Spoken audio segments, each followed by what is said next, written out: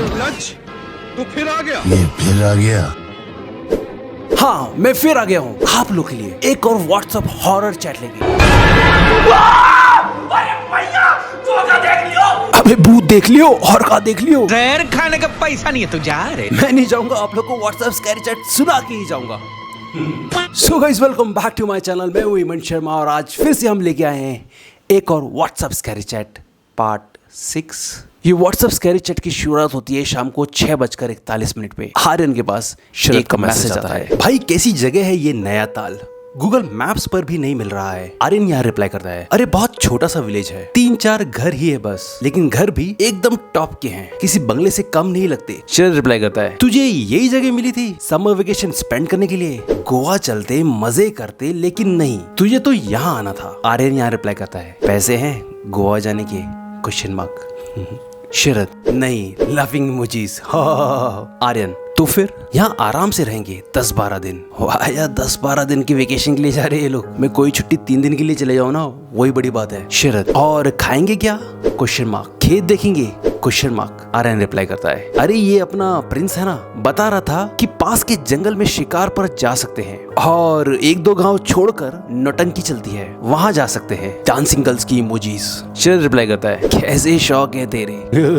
आर्यन, तो घर पर बैठकर मोबाइल चलाने से तो बेटर ही है ना ये। सही बात है। शरद, ठीक है, अब बता तो सही वहाँ पहुँचना कैसे है। आर्यन, तू कार से है ना, देख जब तू रायगढ़ से 15 किलोमीटर आगे आएगा ना तो एक लेफ्ट लेना है बस। सड़क बहुत उबड़ खाबड़ है, लेकिन सिर्फ 30 किलोमीटर अंदर आना है बस, तू पहुंच जाएगा। शरद रिप्लाई करता है, ऑलराइट, आता हूं तो मैं फिर। यार इन लोगों का सही इंस्टेंट प्लान बन गया और यहाँ पे मैं अपने दोस्तों के साथ 2 साल से गोवा का प्लान बना रहा हूँ, वो अभी तक नहीं बना। चलो आगे देखते क्या होता है। आर्यन 9:31 में मैसेज करता है, कॉल क्यों नहीं रिसीव कर रहा है भाई, किसी और ही तरफ निकल गया क्या, अभी तक नहीं पहुंचा। शरद रिप्लाई करता है, भाई मैं कार चला रहा था और मैं ड्राइव करते टाइम मोबाइल यूज नहीं करता।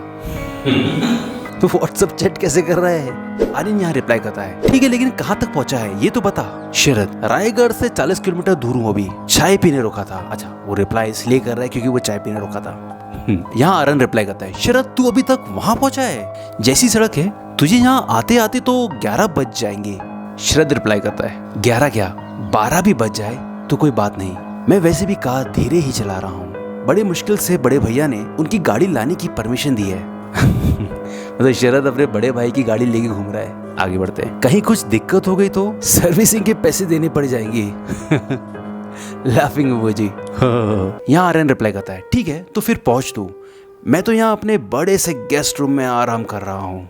ठीक है आर्यन साहब, देखना थोड़ी देर के बाद ऐसे गेस्ट रूम में भूत प्रेत आना शुरू हो जाएंगे। और शरद रिप्लाई करता है, और खाने पीने का क्या कैसा है वहाँ? आर्यन, अरे वो प्रिंस के घर पर एक नौकर लगा है, वो बनाता है, पता है उसकी दादी ना टिकाती है। बियर के 2-2 इमोजी सेंड करता है आर्यन, मतलब प्रिंस की दादी मंदिरा पीती है, मंदिरा यही बोलते ना। शरद रिप्लाई करता है, सच में? Question mark. आर्यन, तबीयत खराब है उनकी, फिर अभी थोड़ी देर पहले खाने के लिए बाहर आई, खाया तो कुछ नहीं, बस पिया है। शरद एक और इमोजी भेजता है और पूछता है, कितनी एज होगी इस दादी की? आर्यन, देखने में तो 110 साल की लगती है, बाप रे। लेकिन पीते ही हम सब में अलग ही जान आ जाती है ना, उसमें भी आ गई।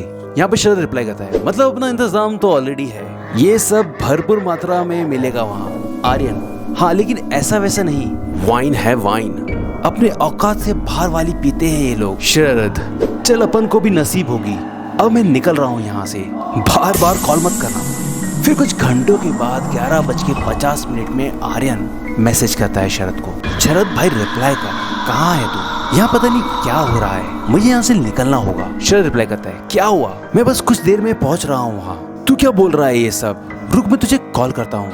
आर्यन, नहीं प्लीज नहीं। शरद, क्यों, हो क्या रहा है वहाँ? वो प्रिंस की दादी के साथ कोई दिक्कत है। शरद, क्या? मैं हल्की नींद में था, तब वो अचानक से मेरे कमरे में आ गई। जब मेरी आंख खुली तो वो मेरे बेड के एक कोने में खड़े होकर मुझे घूर रही थी। और ये मैसेज करता है 11:40 में, मतलब 12 बजने वाले हैं। आर्यन फिर रिप्लाई करता है, इसके पहले मैं कुछ कहता वो मुझ पर झपट पड़ी, 110 साल की दादी आर्यन पर कूद पड़ी। आर्यन फिर लिखता है, और मेरा हाथ काटने की कोशिश करने लगी। मैं जैसे तैसे उस पागल बुढ़िया को धक्का देकर भागकर अपने रूम से बाहर भाग आया।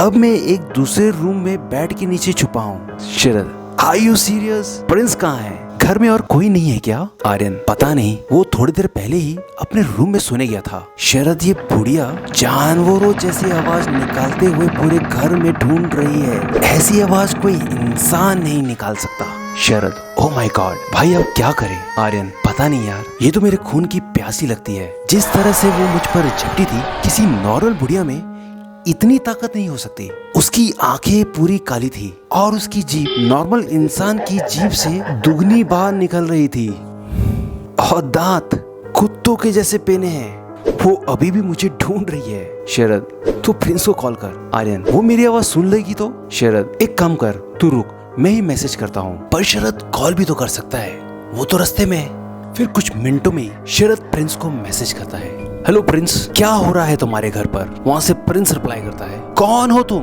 और मुझे मैसेज एंड कॉल क्यों कर रहे हो? मतलब प्रिंस क्या शरद को जानता नहीं है? यहाँ शरद रिप्लाई करता है, मैं आर्यन का दोस्त हूँ शरद, वो अभी तुम्हारे घर पर है ना? तुम्हारी दादी उसे मारने की कोशिश कर रही है। प्रिंस रिप्लाई करता है, व्हाट? क्वेश्चन मार्क, मेरी दादी आर्यन को मारने की कोशिश कर रही है? How you mad? शरद, तुम खुद बाहर जाके देखो ना। फिर कुछ देर के बाद शरद आर्यन को मैसेज करता है, आर्यन तो ठीक है ना? प्रिंस आ रहा है, वो अपनी दादी को कंट्रोल कर लेगा। आर्यन, हाँ मुझे उसकी आवाज सुनाई दे रही है। वो अपनी दादी को पकड़कर रूम में ले जाने की कोशिश कर रहा है, लेकिन मुझे अभी भी डर लग रहा है। डर के मारे बाहर निकलने की हिम्मत नहीं हो रही है। शरद, तो तू फिर वहीं रहे थोड़ी देर, जब वो पागल बुढ़िया कमरे में बंद हो जाए तभी निकलना।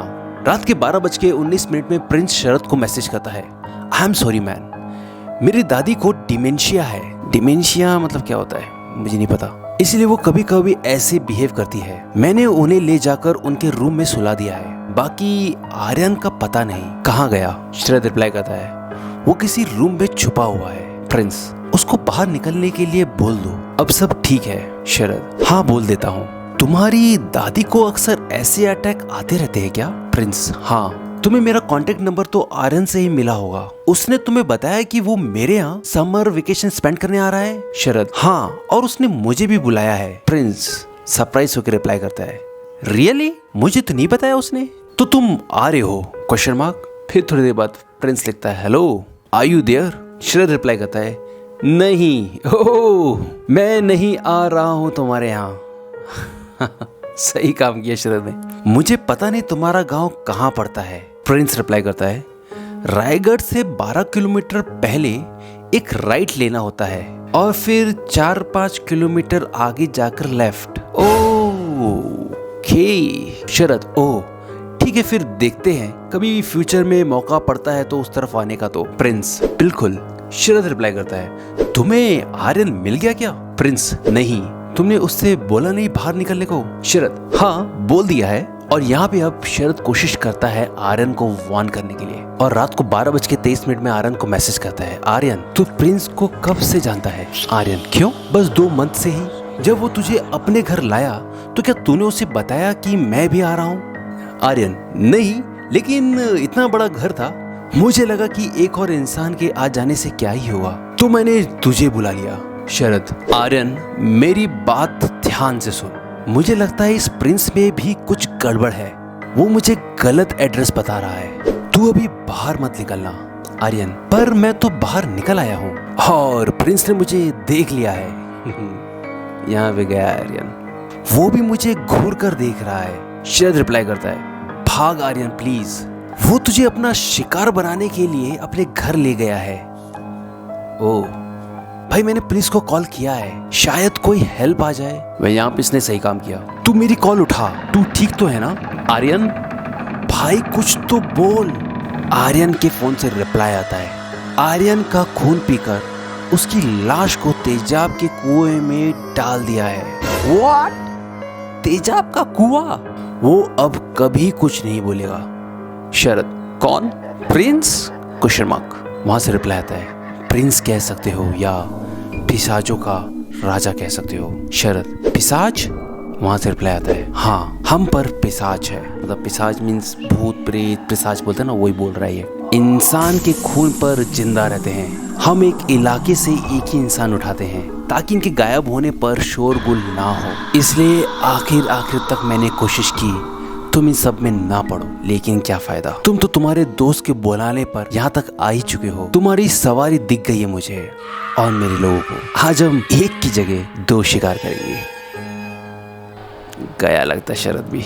So guys, this is the end of WhatsApp scary chat. तो दोस्तों लास्ट में एक चीज बोलना चाहता हूँ, ये व्हाट्सएप स्कैरी चैट सिर्फ एक कहानी है, पर आजकल आपके व्हाट्सएप चैट पे बहुत सारे मिस कॉल्स या फिर अननोन नंबर से मैसेजेस आ रहे होंगे। आप गलती से उन मिस कॉल्स को अटेंड ना करें या फिर कॉल बैक ना करें और ना ही उस नंबर को कोई रिप्लाई करे। हो सके तो उस नंबर को ब्लॉक कर दें। और ये नंबर +27 से शुरू होता है या फिर +60 से, कुछ इस तरह का नंबर होगा। हो सके तो avoid such stranger WhatsApp chat और कॉल। और हाँ, आपके घर में जो भी बड़े बुजुर्ग हैं उनको भी वार्न कर दीजिए, ये बहुत ही बड़ा स्कैम चल रहा है इंडिया में। So stay tune, we will meet soon in next video. Till then, good bye.